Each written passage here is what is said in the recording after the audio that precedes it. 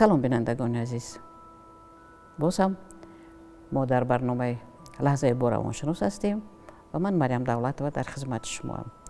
موضوعی که امروز ما انتخاب کردیم موضوع مثبت اندیشی است.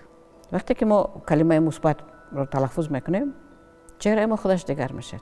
در روح ما در جسممون، در روحمون، در چهرهمون، در صدایمون یک چیزی دیگر احساس میشود. میتونید حضور خودتون چند بار همین کلمه رو تلفظ کنید. مثبت گویید مثبت. حس کنید این چیست. و وقتی که منفی میگویید گویا که به جان خودتون یک فشار می آورید. در داخل انسان یک قوه تیره گویا که قوت میگیرد. و از این رو درباره اندیشه مثبت، ملکه های مثبت اندیشه ما باید غمخوری کنیم. این از کجا می آید؟ این چی کار کردن است؟ پیش از همه باید دونیم که منفی گرایی ما، منفی اندیشی ما از کجا آمده است. طبیعت همیشه دو رنگ اساسی دارد. ما همه رنگ رو نمیگیریم ولی در طبیعت ما دو چیز است. ما همه چی رو دو تقسیم کردیم، خوب و بد، مثبت و منفی، سیاه و سفید. و در طبیعت ما همین چیز عصرهای عصر نشسته است. و اگر که از نگاه فلسفه پسیکولوژی بگیریم این ترس و محبت است. اون چیزی که از ترس ما عملی که میکنیم، فکری میکنیم، اندیشه میکنیم، وقتی که ریشش ترس است اون مثبت بودن نمیتواند. جایی که محبت است اونجا تاریکی نیست. این هم خیلی مانند است به روشنایی و تاریکی. فقط این روشنایی و تاریکی که در بیرون نیست. چراغی که با یک تومه زیر کنیم در بگیره در خانه ما این نیست. ولی این چراغ در دست خود شماست. شما می توانید اندیشه روشن، اندیشه نیک و مثبت رو در داخل خودتون روشن کنید و خود شما می توانید آن رو خاموش کنید. کلاسیک‌ها ما بسیار گفتن در این مورد و حتی این هم هست که می توانید روشنایی رو در داخل خود زیاد کنید که برای دیگران روشنایی ببخشید. ولی این زمان ما باید درباره آن فکر کنیم که اول داخل خودمون رو چگونه روشنایی کنیم. عصرهای عصر انسانیت در داخل ترس ها زندگی کرد. هرچند کلاسیکان بزرگ ما بارها درباره مثبت گرایی گفتند.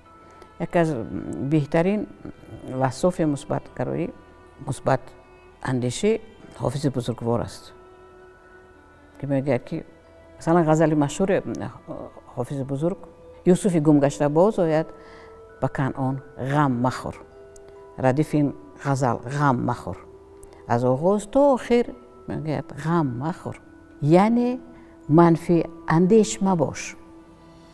هر مشکلی که از پیش می آید اگر با آن با اندیشه مثبت نگری کارت آسان می شود. یکی میگه که به لب جوی نشین و گذری عمر ببین. یعنی عمر خیلی تیز می گذرد. این اشارت ز جهانی گذران ما رو بس. این گونه بیت ها در ادبیات کلاسیکی ما خیلی زیادند که ما رو به شادی دعوت میکنند. این گونه بیت ها رو ما در ادبیات کلاسیکی خودمون پیدا کرده میتوانیم، ولی متاسفانه اشعار غم انگیز بیشتر است و ما آنها رو خوانده ایم و ما به این باور کرده ایم که عالم پر از غم و غصه است، که در عالم انسان همیشه به مشکلات گرفتار است. این عالم جای مشکلات است. در اصل چنین نیست. در اصل هر کس عالم خودش رو خودش می سازد. مردم ما یک مقوله خیلی خوب دارند، میگن نیت نیک نیم دولت و هر دفعه میگن نیت نیک کنید و دعای نیک میدهند. این عادت ها برای چی هستند؟ برای اینکه ما باور کنیم که در این عالم نه همه چیز بد است. یعنی دعای نیک چی است؟ همین خیلی نگاه کنید. اگر اون رو داشته نمی شود، اون رو به کیسه انداخته نمی شود، اون رو خورده نمی شود، ولی ما با همدیگر دعای نیک میکنیم تا که عالمش روشن باشد و عالم باطنی ما قویتر و پرتر و بیشتر است از عالم ظاهری ما. در عالم ظاهری ما خودمون رو چگونه میبینیم؟ ما گمان میکنیم که اگر که ما اندیشه ها رو ندانیم، اگر ما از این علم بخبر باشیم، گمان میکنیم که عالم کائنات یک چیزی بسیار بزرگ است و انسان یک چیزی خرد کک است، یک ذره است. واقعا ما ذره هم هستیم، ولی ما ذره خورشید هستیم، ما ذره نور هستیم. ما در برنامه پیشتر در این مورد بارها گفته ایم که نور چیست، روشنی چیست و ما انسان یک ذره از همون نور بی آخر است که ما آن را با نام شعور کیهان میگوییم. و اگر در داخل خودمون این نور رو بشناسیم، آن رو زیاد کنیم، همون اندیشه نیک ما همون نور رو افزون کردن است و ما با اندیشه نیک خودمون عالم خودمون رو زیباتر، روشنتر بنیاد میکنیم. مثلا یک چیز از ایریم ها. من یک نفر رو میدونم که همه ایریم ها رو با منفعت خودش میگردند. مثلا ما یک ایریم است میگن چشمم پرید یا خوشم پرید، کارم برار نمیگیره، چشم چپم پرید یا چشم راستم پرید، این ایریم مردمی است. این آدم اگر چشم راستش پرید میگفت که کاری من برار میگیره، چشم راستم پرید. چشم چپش پرید میگفت که من زن هستم، کار زن چپ است، چشم چپم منم کارم برار میگیره. یعنی همون اندیشه مثبتش به درجه در داخلش فعال بود که همه چیزی رو که گویا میتواند خیره باشد یا تیره باشد اون رو میگردوند به منفعت خودش، به منفعت اندیشه مثبتش، به منفعت پیشرفتن کارش میکرد. و واقعا اگر ما به همه چیز نیک باور کنیم، همون گربه سیاه که از پیش شما میگذرد به شما بدبختی نمیآورد. همون چشم چپ شما اگر پرید، این نشانه خوشبختی شما میتواند باشد. بعضی ها مثلا دلشون سیاه میشد اگر که گشته از راهشون گردن، من از راه نگردم میگن. میتواند شما این ایریم خودتان کنید، گوید که این ایریم خوب من است، من از راه گردم اگر کارم بیشتر برار میگیرد، کارم 2 برابر برار میگیرد، من 2 بار از خانه برآمدم. یعنی این از ما وابسته است و انسان، قدرت فکر انسان خیلی و خیلی تواناست. اگر که از تاریخ بگیریم، ما زمانی در دوره ابتدایی زندگی کردیم. آدم در غار زندگی میکرد، اسبابش یک کلتک بود، یراق نداشت، با اون کلتک من نمیدونم فیل رو یا کدام جانور دیگر رو میکشت و برای خونش غذا می آورد. با سنگ میتونم در دیوارا می نوشت و با سنگ زمین رو شدگار میکرد. و همین فکر انسان، فکر پیشرو انسان امروز ما رو به کجا آورد؟ ولی این فکر پیشرو رو به ما طبیعت هدیه کرده است، پس استفاده باید برد. و اینجا هم در همه موردها اگر ما نیتمون رو نیک کنیم، اندیشه رو مثبت کنیم، کارمون آسان میشد. ولی بعضی میشد حالتهایی که آدم در غم گرفتار میشد، بعضی میشد که آدمون به افسرده روحی، دپرسیا گرفتار میشن. در این مورد آدم نمیتواند فکر نیک کند. اگر شما در این حالت گرفتار هستید، مراجعت کنید با آنهایی که به شما کمک کرده میتوانند. اگر در حضورتون کسی نباشد، امکان مراجعت نباشد، اصول های ساده رو استفاده برید. من حاضر به شما چند اصول ساده رو میگم. اگر دلتون خرسند نیست، بعضا میگن که دلم زیقی آورده ایستاده است، میشود. و ما با این باور میکنیم که یگان کاری ناخوش میشود. اصلا اگر کاری ناخوش شود، دل شما روشن نمیشد. ولی اگر شما به خودتون قوت بدهید، شما اگر حادثه ای که از پیش می آمدگی باشد، اون رو آسان حل میکنید، اون رو آسانتر پس سر میکنید. اگر مشکل حل شونده باشد حل میکنید، اگر مشکل حل نشونده باشد اون رو برای پس سر کردن حتما به شما قوت لازم است.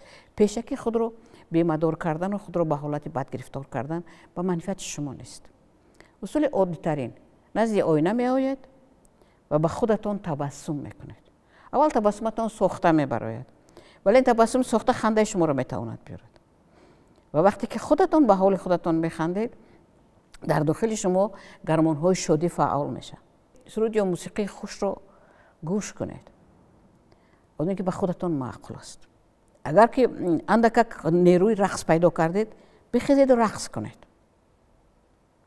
و اگر در حضور آینه رقص کنید، گویا که 2 کس رقص کرده استید. یک اصول دیگر است، خیلی اینم ساده است، خود به خودتون تحسین بگویید. با همه کارهایی که میکنید، عادی ترین کار، همین پیاله رو برداشته اینجا موندید، گویید آفرین مریم، پیاله رو میبرداره. اکثر موردها اندیشه های غمبار یا که به هیچ مشکلات هم بعضا می شود که آدم روحیش افسرده می شود، همین تحسین نمی رسد. ما عادت کرده ایم که خودمون رو همون اندیشه های منفی گرایی ما با اون می بیارد که ما همیشه خودمون رو تنقید میکنیم. ما همیشه نسبت خودمون مناسبت منفی داریم. خودمون به قدر خودمون نمی رسیم، خودمون رو نمی شناسیم. اون که ما یک ذره خورشید هستیم، یک ذره نور خداوند هستیم، ما یک مقدسترین، یک معجزه عجیب طبیعت هستیم که همه چیز رو آفریدیم و ما قدرت رو دادن و انسان‌های بزرگ با فکر خودشان همه چیز رو ساختن. و همین استودیوی ما که ما صحبت کرده شدیم و من اینجا نشستم، شما بعد چند بار از دورها ما رو میبینید و یک روبرو صحبت کرده شدید. این هم زمان کسی فکر کرد، کسی اندیشه راند و کسی از پای این فکر رفت. کسی شاید فکرش رو اظهار کرد، شاید آرزویش بود، شاید یک نفری دور افتاده داشته میگفت که کاش که دورم باشد یک نظر بینمش و پیدا شد تلویزیون و امروز پیدا شد اینترنت. اگر تلویزیون را شما تنها در خانه هاتون باشد دیده تماشا کرده توانید، پس اینترنت رو شما در یک تلفن همراهتون در کجای خواهید همین برنامه ما رو هم میتوانید به کانال تیوی سفینه وارد شوید و تماشا کنید. یعنی اندیشه انسان آنقدر قادر است، آنقدر تواناست که میتواند یک عالم دیگر رو هم بسازد، میتواند دنیا رو دیگر کند و پیش از همه دنیای خود شما رو، عالم خود شما رو شما میتوانید خودتان رو خوشبخت کنید یا خودتان رو بدبخت کنید. این آن انتخاب است که در دست شماست. بعضا قدرتمون نمیرسد، میتوانید به نزد از علم روانشناسی استفاده برید و حتی شرط نیست که به نزد روانشناس بیایید. به اینترنت سری بزنید، اونجا صحبت های روانشناسان خیلی زیاد است. امروز به زبان تاجیکی هم بعضی چیزها رو اونجا داریم. میتوانید اونجا اصول های زیادی دیگر رو هم برای خودتان پیدا کنید. یعنی در عالم رنگ های زیاد هستند و از شما وابسته است که شما رنگ سفید رو میبینید، سبز رو میبینید، سرخ رو انتخاب میکنید یا رنگ سیاه رو. و وقتی که درباره رنگ میگیم پیشتر هم صحبت کرده بودیم، خاطررسان میکنم که رنگ های تیره دل شما رو تیره میکنند. اگر امروز خاطرتان مخشوش است، شما باید با خودتان به این یک لحظه حق بدهید، بگوید که بله خاطر مخشوش من این من نیستم، خاطر آزرده من این من نیستم، این تنها یک بخش من است. من آن رو میبینم و آن رو تبدیل میدهم به وقت خوش و به خاطر بیارید عملهای خوبه که تا زمانی برای شما وقت شما رو خوش میکرد. میتوانید البوم خاطرتون رو ورق زنید، اونجا صورت رو بینید، صورت های دوره کودکیتون، جوانیتون، صورت عزیزانتون رو بینید، یک لحظه با اونها صحبت کنید. زیرا اکثرا ما در البوم ها صورت های نگاه میداریم که در لحظه خوشی ما پیدا شده است. میتونید صورت ها رو تماشا کنید. با یگان دوست خوبتون زنگ زنید، یک لحظه صحبت کنید. اگر امکانی جای روبرو شدن باشد بخیزید و روید. فهمیدید که در جای کسی توی دارد از خشت براتون تنبلی نکنید. محیط توی یک چیز بسیار عجیب دارد. شرط نیست که به خود حتی به طربخانه روید و برقصید. با همون توی خانه روید، آدما رو تبریک کنید، همراهشان یک دم نشینید، یک کلچه توی یک لقمه بخورید که با مراد مردم ما یک عادتای زیبا دارن، میگن که از توی خانه با مراد یک لقمه نان خوردم. اون رو با مراد بخورید و از اون خانه بیرون روید. اگر اون امکان ندارید به باغ‌های شهر برایید، یعنی به خودتون حق بدهید که شاد باشید و این حق را خودتون اجرا کنید، زیرا نفر دیگر به جای شما این کار را کرده نمیتواند. این عالم باطنی شماست، آنجا ما راه نداریم، نفر دیگر هم هیچ کس راه ندارد و هیچ کس مسئولیت هم ندارد، وظیفه دار هم نیست که آمده نزد شما رقص و بازی کند و وقت شما را خوش کند. این عالم شما، ده عالم شما. با خود باشید، عالمتون رو روشن نگاه دارید، اندیشه های مثبت رو در داخلتان بکارید، آنها رو پرورش کنید و بعد یک مدت میبینید که عالمتون دیگر شده است. بعد یک مدت میبینید که آدمانی که به شما معقول نبودن اطرافتون دور میشن. بعد میبینید که کارتون چه خیلی پیشرو میشود. با عالم بیرونه، به شعور کیهان، به طبیعت اعتماد کنید، زیرا همه چیز برای خدمت به آدم آفریده شده است و این نعمت ها رو بپذیرید با شکر. بگید شکر که من این رو دارم. تو وقتی که ما زنده هستیم خیلی چیزها داریم. در آینده شاید ما در اطراف موضوع شکر با بعضی چیزها رو میگوییم، ولی تو وقتی که ما زنده ایم برای شاد بودن، برای شکر کردن، برای در این عالم یک چیز مثبت پیدا کردن امکان داریم. زیرا آدم زنده اقلا جان دارد. و همه چیز دیگر در روبروی جان هیچ است. وقتی که من زنده هستم این چیزها رو پیدا کردن میتونم. آدمانی هستند که از لب گور میگردن به قول، یعنی بیماری های وزنین میشوند و کفن رو درونده میبرند. این کی هستن این آدمان؟ آدمانی که به زندگی محبت دارن و باور دارن. آدمانی که به زندگی آرزوهای خود را، امیدهای نیک خود را همیشه روانه میکنند. میگن من این میخواهم، من این میخواهم. من یک نفر میخواد میگه من خانه خوب میخوام بسازم که در اونجا خانه فرزندان من خوب زندگی کنند. یک نفر میخواد آرزو دارد که فرزندش خواند، تحصیل صاحب معلومات کند و یک کسب خوب پیدا کند. یک نفر آرزو دارد که به خانهش عروسی خوب بیارد. یک نفر آرزو دارد که دخترش را به خانواده خوب گسیل کند و اونجا اون دخترک خوشبخت شود و نبیردار شود. این آرزوهای خوبتان رو پرورش کنید. با آرزوهای خوب تنها با اندیشه‌های خوب رفتن ممکن است. و کلمه نمی شود از او دشت نمی برایم را فراموش کنید. این برای ما نیست. و جامعه بزرگوار میگه که اگر گویی که بتوانم قدم در ده که بتوانه و اگر گویی که نتوانم برو بنشین که نتوانی. میتوانم، من به همه چی قدرت دارم.